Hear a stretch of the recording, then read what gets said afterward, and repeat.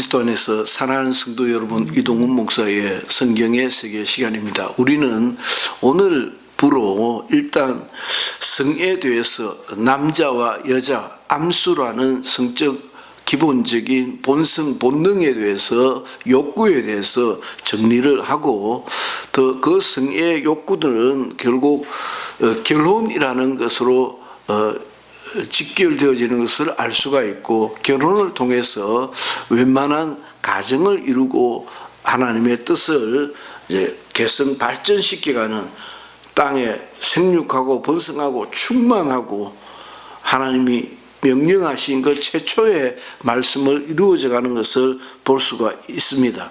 그래서 수요일 오늘 그 동영상을 통해서는 웬만한 그리스도인으로서의 성에 대한, 결혼에 대한, 가정에 대한 결론을 좀 도출해낼까 하는 생각을 가지고 있습니다. 오늘부터는 이혼과 재혼에 대한 문제를 조금 살펴볼까 합니다. 이혼과 재혼에 대한 성경의 교훈이 어떠한가, 그 교훈은 어떻게 보아야 하는가 라는 것입니다. 우리가 유명한 말씀입니다. 마태복음 10장 1절로 12절에 예수님께서 하신 말씀입니다. 하나님이 짝지어 주신 것을 사람이 나누지 못할지니라 라고 하셨는데, 마치 그 말씀이 그리스도인은 이혼은 절대 안 돼 라고 하는 말씀으로 다소 이해가 되어지지 아니했는가라고 하는 생각을 가지고 있습니다. 꽤 그렇죠.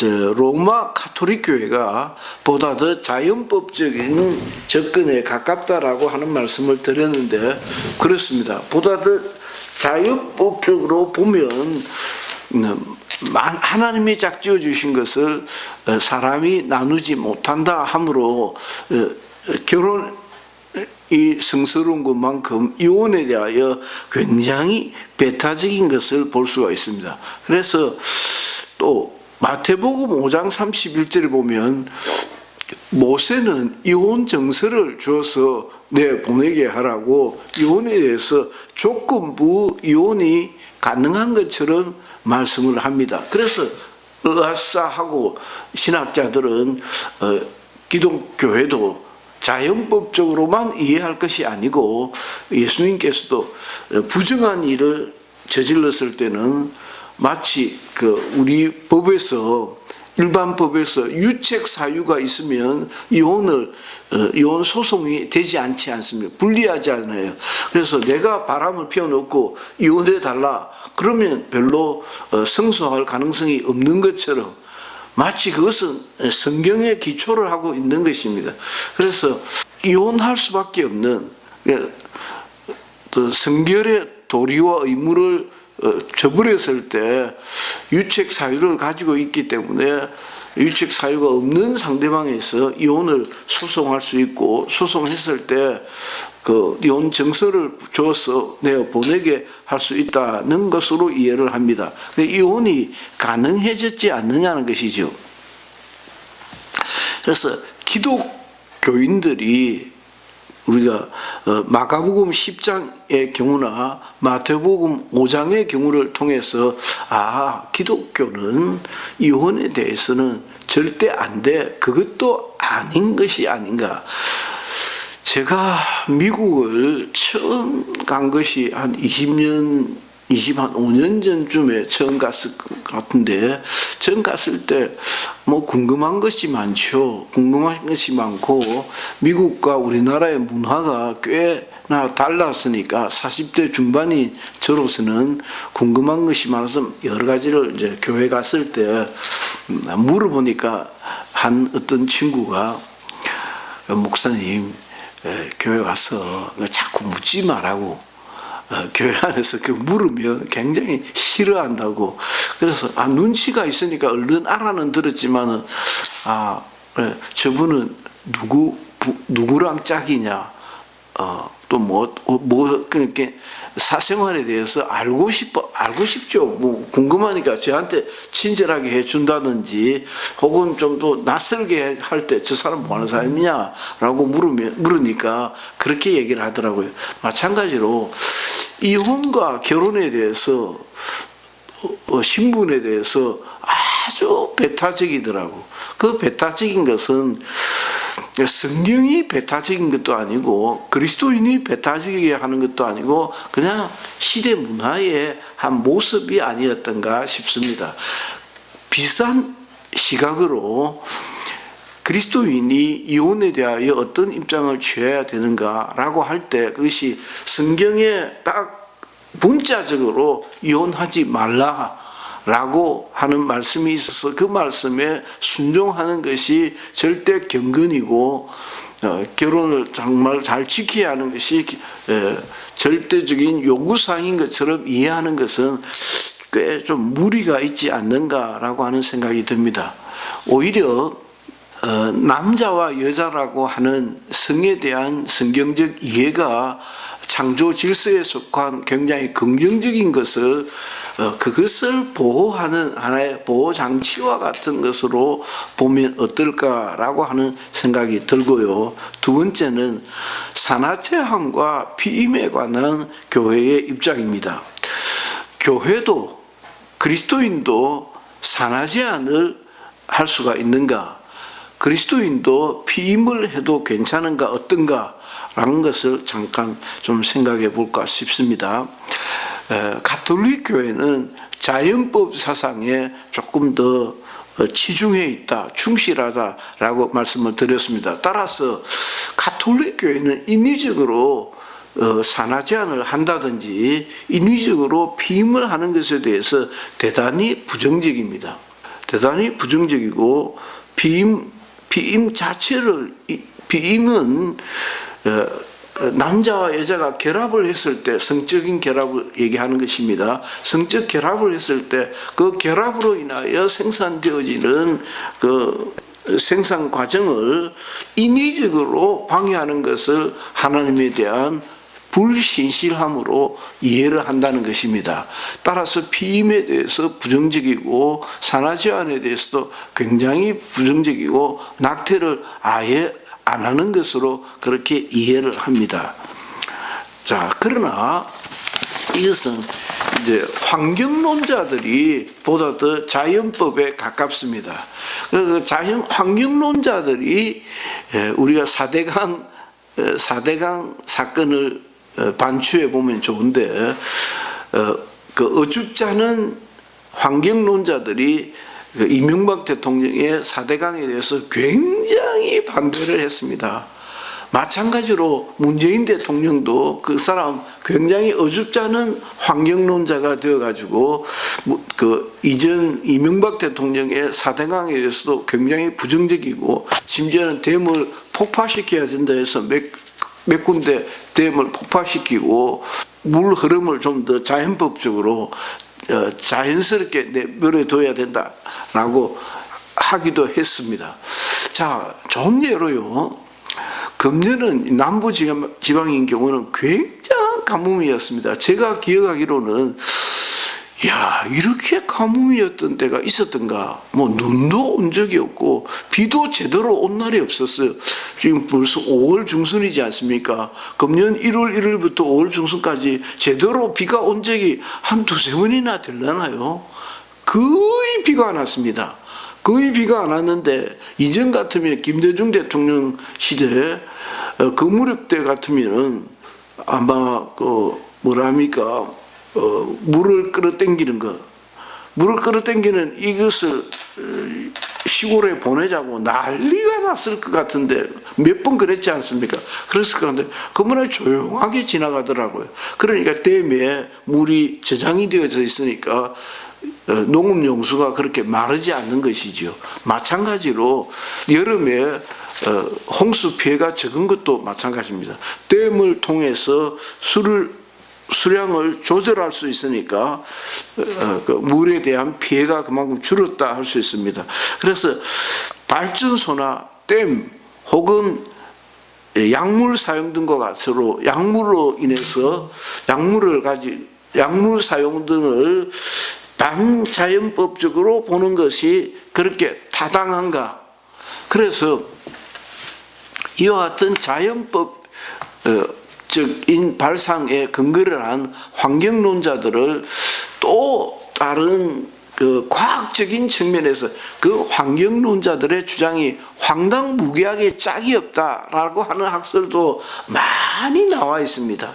그 환경에 대한 환경 얘기를 하면 그냥 주눅이 들어버리는 거죠. 주눅이 들어버려 가지고 그 뭐 그린피스라든지 굉장히 그 환경론자들의 이론이 신의 질서에 가깝고 굉장히 환경을 보존하는 것이고 하는 것처럼 케이블카를 놓는 것도 마찬가지입니다. 케이블카를 놓는 것이 굉장히 산을 훼손시키는 것처럼 얘기하지만 알고 보면 케이블카를 놓는 것이 오히려 더 자연 그대로의 모습을 오래 보존할 수 있는 좋은 방법이다는 것도 반론으로 제기를 합니다. 이와 같이 발전소라든지 댐이라든지 케이블카라든지 또 약물 사용이라든지 라는 것을 인위적으로 보고 인위적인 것은 곧 반자연법적이다라고 하는 것이 그렇게 타당한 것만은 아니다라고 하는 점입니다. 따라서 개신교회는 보다 더 열린 자세로 성과 결혼과 가정에 대해서 접근하고 있다라고 볼 수가 있겠습니다. 따라서 우리 입장에서는 성과 결혼과 가정에 대한 보다 더 융통적이고 발전적인 연구의 입장이 요구된다. 필요하다라고 하는 것으로 결론을 낼 수 있겠습니다. 그래서 그것이 기독교 문화라고 하나님께서 요구하는 것이라고 그렇게 오버하는 거죠. 그렇게 하는 것이 굉장히 이 질문이 될는지 모르겠습니다. 경건하게 사는 사람은 결혼을 하고 첫날 밤을 지나면 뭐 밤을 새워 기도를 해야 됩니까? 금식을 해야 됩니까? 그래서 하룻밤은 그냥 지내야 됩니까? 아니잖아요. 라고 하는 것처럼 그것이 마치 굉장히 경건한 사람인 것처럼 그것이 굉장히 홀리한 거룩한 행동인 것처럼 착각할 수도 있다라고 하는 것입니다. 오히려 성에 대해서 보다 더 건강한 성생활이 무엇인가, 보다 더 원만한 가정생활은 무엇인가, 보다 더 원만한 그리스도인의 삶은 무엇일까를 열린 공간에서 토론하고 또 답을 찾아가는 것도 굉장히 그런 바람직한 모습이다라고 말씀을 드릴 수 있겠습니다. 그래서 다양화된 결혼 문화에서 현대 문화 속에서 굉장히 다양화된 현대 문화 속에서 성과 가정과 결혼에 대하여 보다 융통성이 있는 입장과 불변적인 입장이 서로 충돌할 때 우리는 이것을 어떻게 극복해야 되느냐 하고 열린 공간에서 좀 자유롭게 얘기하는 것이 참 필요하지 않겠는가라고 저는 생각이 듭니다. 그래서 요즘은 연예인들, 우리가 어릴 적에는 연예인들이 그랬죠. 어린 마음에 어렸다고 하면 중학교 때쯤 되겠죠. 어린 마음에 연예인들은 좀 부끄럽지도 않는가 봐. 결혼도 또 이혼 제가 기억나는 게 남진이랑 김지미가 아마 결혼을 한번 했죠. 그런 김지미가 몇 번째 결혼을 했죠. 그런 식으로 할 때 저 사람들은 부끄럽지도 않는가 봐.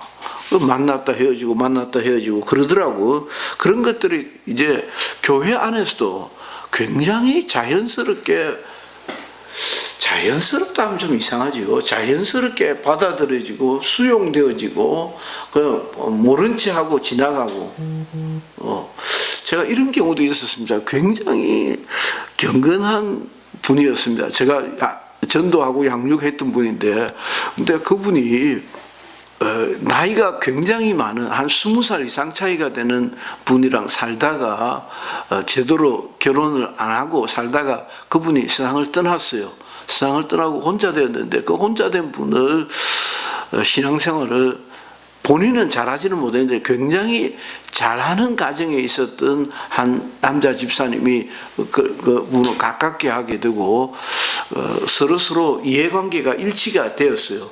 여자분은 여자분대로 그 남자분을 만나면서 어떤 도움이 있었고 남자분은 남자분대로 여자분을 만나면서 건강을 보살펴주고 도움이 되었어요. 그런데 그 남자분에게 도저히 같이 살 수 없는 병들어 고생하는 아내가 있었어요. 그러니까 그 남자분의 그 집안은 굉장히 유명한 장로님 가정이었는데 아버님부터 그 형님, 살아계시는 형님 장로님이 이 동생이 마음에 들지 않는 거죠. 동생이 어디 가서 장사하고 사업하고 살다가 웬 여자를 데리고 들어왔는데 이놈이 지 마누라 좀 병들어져 요양원에 들어가 있지 않느냐라고 해서 종래 마음의 문을 안 열더니만 나중에는 굉장히 반가워하고 재수시 되는 분을 맞아들인 것을 제가 보고 결국 아무것도 아닌 거를 지만 혼자 경건한 채 했네 라고 하는 생각이 들더라고요. 그래서 이런 경우에 보다 더 융통성 있는 어떻게 하면 우리가 하나님의 뜻에 좀 더 가깝게 나아갈 수 있을까를 고민하는 그런 열린 광장이 필요하다. 토론의 광장이 필요하다라는 말씀을 드리고 싶습니다. 오늘은 마지막으로 현재 우리나라에서 지금 당장이 그렇습니다. 당장에 지방선거가 6월 1일로 예정이 되어져 있는데 그 지방선거를 앞두고 모 정당에서 삼선의 충청도 어떤 지역에서 삼선의 관록을 가지고 있는 정책위 의장까지도 한 분이 아마 대형 사고를 친 것 같아요. 대형 사고를 친 것은 2021년도 말에 사고가 터졌는데 그때 대선이 있고 그러다가 보니까 또 관련된 사람이 당뇨였기 때문에 국회의원이 비서관이었기 때문에 땅에 누를 끼친다는 생각으로 입을 항구를 하고 있다가 최근에서야 그것이 터졌습니다. 그래서 그 모 정당에서 무려 정책위 의장까지를 하고 전임 정책위 의장까지를 하고 삼선 의원을 당에서 일방적으로 제명 처리를 했습니다. 물론 제명 처리를 한다고 당에서 제명 처리를 하는 것은 의원직은 보존이 됩니다. 그러나 그것은 이 보통 사고가 아닌 것 같아요. 강제추행 내지는 성폭행 내지는 그보다 더한 것도 있는 사법적 처리를 해야 되는 것 같은데 그러니까 국회가 개회가 되어서 이 사람에 대한 국회 제명 처리를 하면 국회의원도 면직이 되는 것이죠. 이런 사고가 났습니다. 자, 이와 같이 이것이 지난 대통령 선거에서도 서울시장도 박아무개라는 사람이 걸려들었습니다. 부산시장도 오아무개라는 사람이 걸려들었습니다. 충남지사인가 충북지사도 또 걸려들었습니다. 이와 같이 그렇게 멀쩡한 사람들이 그런 고위직에 있는 사람들이 자신을 망치고 가정을 망치고 개망신 당하고 하는 이와 같은 일들을 어떻게 보아야 되느냐. 또다시 이와 같이 터지고 알고 보니까 사건이 터졌는데 이게 이만저만하지 않아요. 또 드러나지 않는 또 다른 사건들도 있는 것 같아요. 이와 같이 성비리, 성사건들이 내리 터지고 있는데 이와 같은 것들을 어떻게 보아야 되는가, 어떻게 보아야 할 것인가. 우리도 등달아서 욕을 하든지 그럴 수도 있는 것인지 라고 함으로 끝내야 될 것인지 간단하게 제가 말씀을 드려볼까 합니다. 첫째, 인간은 성적 요구가 있는 육체를 가진 짐승이다. 영적 존재인 것만이 짐승과 달리 구분이 되는 것일 뿐이다. 그래서 짐승들이 뭐 요즘은 그렇게 흔치 않지만은 얼마든지 시골에서는 볼 수 있을 것인데, 동네 강아지들이 그 길거리에서 그냥 짝짓기를 한단 말입니다. 뭐 우리가 어렸을 적에는 많이 보았던 장면입니다. 마치 그와 똑같이 암놈이 순놈을 보고 순놈이 암놈을 보며 발정하기가 자연스러운 것이다 라고, 첫째는 영을 가진 존재일 뿐 짐승과 같은 성적 욕구가 있는 존재이다 라고 이해를 해야 되지 않겠느냐라고 하는 것입니다. 자, 그러면 이 영적 존재이면서 짐승과 같은 성적 욕구를 가지고 있는 이 존재에 대해서 어떻게 해야 되느냐. 법적 구속력을 강화할 만큼 강화해야 된다. 그것이 뭐 부정한 짓을 하면 거세를 하든지 무기징역을 하든지 아예 사형을 시켜버리든지 라고는 못하지만은 감당하기 어려운 그런 중형에 처하면서 사회를 보존할 수 있지 않느냐. 내가 저러다가 내가 내 그 짐승이 가지고 있는 육체로서의 어떤 본능에 충실하느라고 그 충실함을 강조를 하다 보면 나는 패가망신 당하고 말 거야 라고 하는 점이죠. 그게 법입니다. 법이라고 하는 것은 구속력이거든요. 그러니까 법은 제정되지 않으면 법적 효력을 가지 않습니다. 제정시키면서 법은 입법기관이 이 정도의 법은 세워놔야 된다라고 했을 때 그렇게 법을 강화시키면서 인간이 가지고 있는 육체의 어떤 본능들을 제어할 수 있는 사회적 장치가 굉장히 필요하다. 점점 더 구속력이 더 세워져 가야 하는 것이 아닌가라고 하는 생각도 들고, 또 그것은 시대의 요구에 따라서 변천해 갈 것이라고 봅니다. 또한 예를 들면 서양 영화에서는 굉장히 자연스러운 것입니다. 자연스러운 것이 그러니까 하이틴 그 10대들이 15살에서 19살 사이에 10대들이 집에서 너 오늘 아빠 엄마 오늘 저 누구네 집에서 자고 올 거예요 하니까 너 꼭 가져가야 돼 하고 비행기구를 가져가야 된다고 하는 얘기를 영화에서 자주 보게 됩니다. 얼마든지 볼 수 있습니다. 조심해야 돼 라고 하는 말도 듣습니다. 그리고 그 아이들도 알아서 할게요 또 이렇게 대답을 합니다. 그와 같이 성에 대한 문화가 이전 같지 않다. 이 이전 같지 않는 성 문화를 우리가 어떻게 해석하고 어떻게 또 이해를 해야 될 것인가 라고 하는 과제가 굉장히 중차대하다라고 생각이 들고, 그것은 곧 사회 공동체에 대한 약속을 지키는 여부에 따라서 결정지어져 전다라고 하는 것입니다. 그것이 곧 이웃에 대한, 그러니까 성을 서양 문화에 익숙해 가지고 우리나라에서도 뭐 워낙 자연스러운 것 같아요. 이제 순결을 지킨다는 것이 그게 뭐 가당찮은 이야기가 되어져 버렸지 않는가. 뭐 요즘도 그런 얘기를 하냐고. 그렇게 얘기를 하면 우리로서 어른 세대들은 할 말이 없는 것이죠. 이럴 때 할 때 사귀는 자매의 성을 보호해주고 그 마음의 아픔들을 공감할 수 있는 그 공감 능력은 곧 이웃에 대한 사랑의 의무를 어느 수준에서 감당하고 있느냐라고 하는 것으로 가늠해 볼 수 있다라고 하는 생각마저 듭니다. 자, 이와 같이 성과 결혼과 가정에 대해서 단편적이나마 좀 살펴보았습니다. 이동훈 목사의 성경의 세계 시간이었습니다. 감사합니다.